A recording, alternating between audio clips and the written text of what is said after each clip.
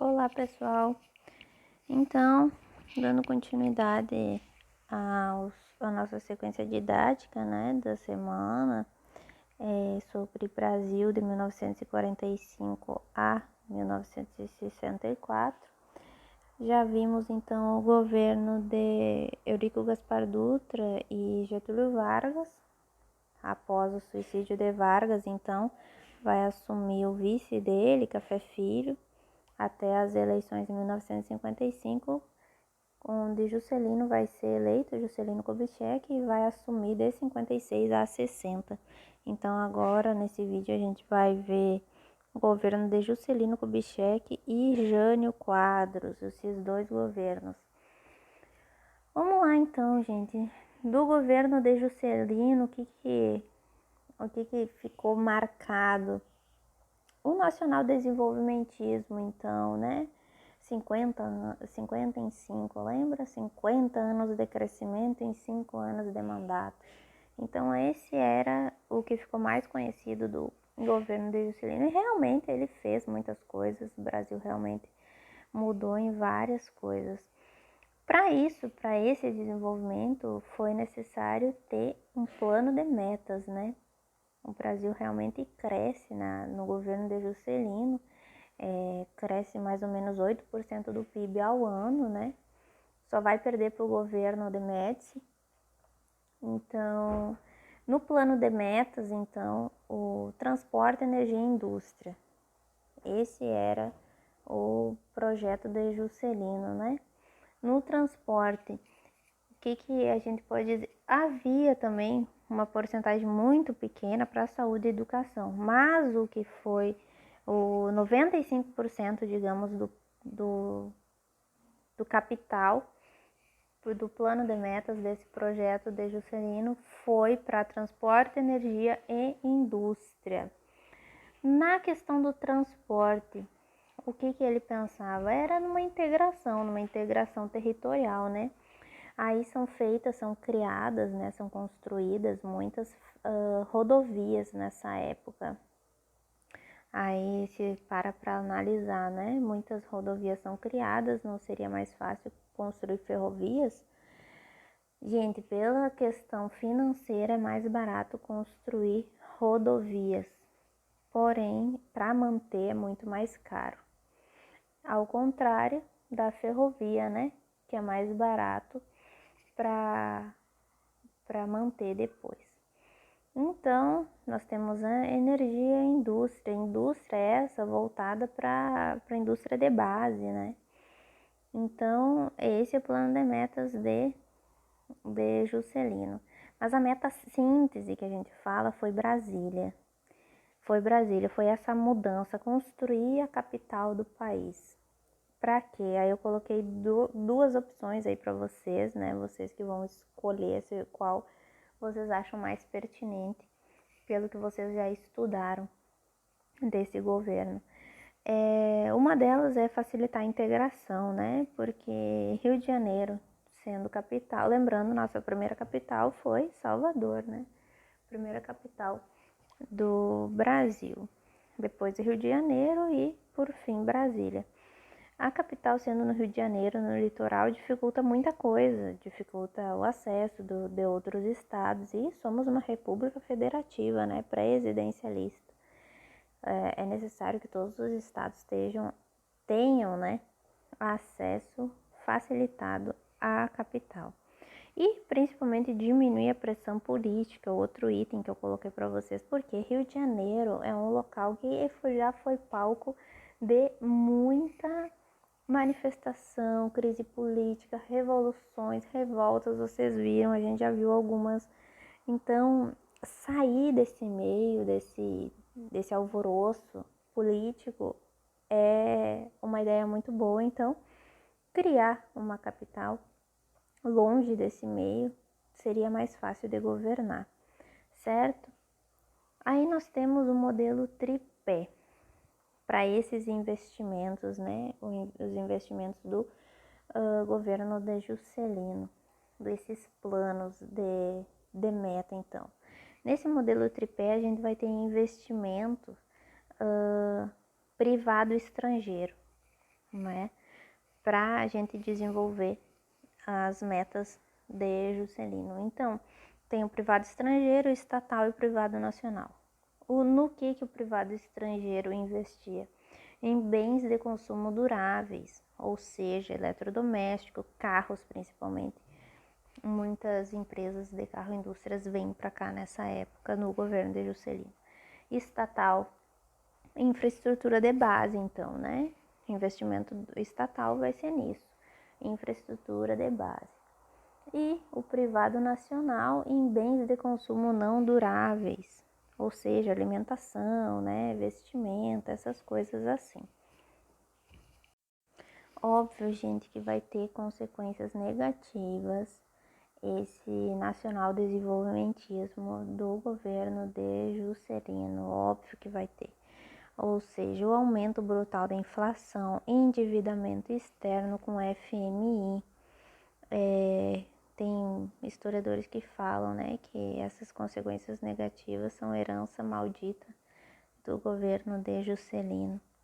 Porque nessa época, então, é muita obra que acontece, emissão do papel moeda, muitas coisas. Mas ponto importante do governo de Juscelino que eu coloquei para vocês é a estabilidade política e o crescimento econômico. De uma certa forma, é o que acontece, certo? Então, vocês têm que ter em mente do governo Juscelino isso, ok? Coloquei aí para vocês fotos da construção de Brasília, ainda na época. Vocês sabem que a grande maioria das pessoas que construíram Brasília saíram daqui do Nordeste, né? Os chamados candangos lá na capital. E aqui coloquei uma frase que está lá no Museu JK. Tive a glória mais alta que um homem poderia ambicionar, a de ter construído a capital do seu país. Assinado Juscelino Kubitschek. Então, gente, do governo de JK, isso que vocês têm que saber. Saímos do governo de Juscelino e vamos já para Jânio Quadros. Jânio Quadros é uma figura emblemática, até uma figura muito conhecida na história política do país, porque ficou apenas 7 meses no poder, apenas 7 meses. Nessa época era eleito, se votava, né, para presidente e para vice. E o vice dele teve mais votos que ele, que o vice dele é João Goulart. Mas, vamos lá. JK sai do poder e indica para presidente Henrique Teixeira Lott, PSD e PTB. Porém, né, Jânio é eleito com 48% dos votos. Aí o que eu deixo para vocês do governo do Jânio Quadros? O personalismo político, hábitos populares, vocês já devem ter ouvido falar da vassourinha. Ele dizia, né, na época, que ele ia varrer a corrupção de Brasília e ele ia varrer as coisas erradas que estavam acontecendo. Ele tentava ser o mais popular possível, se aproximar do público em geral, das pessoas, ser um populista. A ideia dele era ser um populista, então ele tenta fazer isso mais intensamente possível na época. Até vocês já devem ter visto histórias, ele colocava talco nos ombros, assim, para simular que tivesse caspa, tipo, para se aproximar da população mais humilde, digamos assim, né? Mas ele tem um alto controle econômico, então ele não gasta muito, ele segura gastos nessa época, então ele tem um autocontrole muito, muito favorável. Mas ele tem algumas medidas exóticas nesse curto, né, governo dele, de apenas 7 meses, que é a proibição de biquíni nas praias, briga de galo, lança-perfume é proibido, ópio, né, uma droga, porém na época não era proibido, muitas pessoas usavam, principalmente no carnaval. Brigas de galo existia em muitos lugares, né, eram feitas apostas e tal. E o biquíni ele proibiu porque ele dizia que era uma coisa que era necessário para a sociedade. Coloquei para vocês governava por bilhetes, porque ele ficou conhecido também por se comunicar com seus ministros, as pessoas do seu governo por bilhetinhos. Nesse contexto aí, Jânio Quadros cria uma política externa independente. Aí a gente vai ver onde começa a decair esse governo de Jânio Quadros, e a gente vai ver outra figura de novo, né, que já foi oposição de Vargas e que agora também vai ser oposição de Jânio, que é Carlos Lacerda. Coloquei aí embaixo para vocês. Mas nesse contexto de política externa independente, vocês têm que saber, porque isso cai normalmente em prova. Nesse contexto de Guerra Fria, porque a gente ainda está num contexto de Guerra Fria, lembra, Eurico Gaspar Dutra rompe com a União Soviética, rompe. Depois tenta-se algumas aproximações no governo Vargas, tenta-se algumas aproximações comerciais e tal. Porém, Jânio Quadros abertamente se aproxima, com a aproximação com a União Soviética, eu coloquei para vocês, se aproxima abertamente. Nesse contexto, o vice dele, que é Jango, está na China, em viagem. Ele condecora, então, algumas coisas que acontecem, que eu estou colocando aí para vocês, que vai decair esse governo de Jânio Quadros. Ele vai condecorar Che Guevara, que é nada mais nada menos do que o representante da esquerda guerrilheira internacional. Ele vai condecorar com a Ordem do Cruzeiro do Sul. O que é isso? É uma medalha militar que só é dada para pessoas ilustres, estrangeiros, quando vêm visitar o seu país. E Jânio vai condecorar o Che Guevara com a Ordem do Cruzeiro do Sul. Acredite se quiser. Então, ele se expôs, de uma certa forma, totalmente do lado do bloco socialista nesse momento, né? Então, ele vai ter uma oposição muito grande, principalmente de Carlos Lacerda, e em 25 de agosto, depois de 7 meses, né, de mandato, ele vai renunciar. Ele renuncia, né? 25 de agosto de 61, renuncia.